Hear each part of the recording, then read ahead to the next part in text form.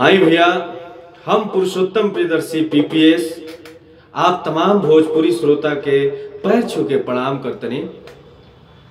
आज रोल के वो खूब सुंदर गीत सुनावे के प्रयास करतनी।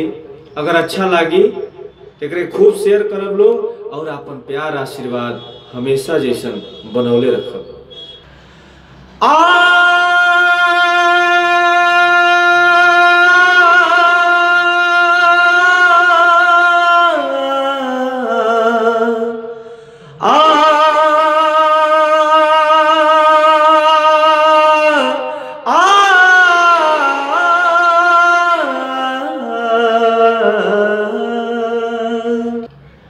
बिना तरंग के चांदना होला,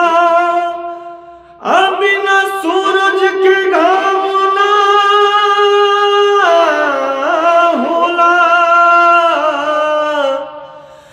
प्रेमी भल ही पुरान हो जाए, बाकी प्रेम पुरान ना होला। नयन से नयन जब भी लड़ेला अजोरे में लड़ेला। ए भैया, एक जन का सही नयन से नयन जब लड़ता तो उनका प्यार हो जाता, और प्यार भइला के बाद शादी होता, और शादी भइला के बाद कौन भाव बा उरो वालों के हम सुनावत नहीं। आई सुनी कैसे। नजरिया के तीर अजोरिया में होला, पियवा से प्यार तो अनहरिया में होला, अनहरिया में होला।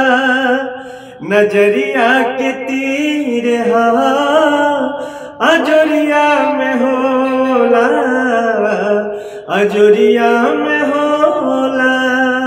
पियवा बेदर्दी बुझे न बतिया, रात भर धड़केला हमर छतिया।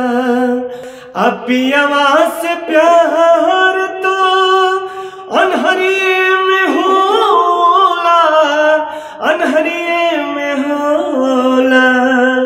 नजरिया के तीर अजोरिया में होला, अजोरिये में होला। बहुत बहुत धन्यवाद। अच्छा लगे तो खूब शेयर करी लो, खूब आगे तक भेजी कि ये पुरुषोत्तम प्रियदर्शी पीपीएस और तरक्की करे। आप सब अपन प्यार आशीर्वाद बनौले रहिए। प्रणाम, नमस्कार, जय हिंद।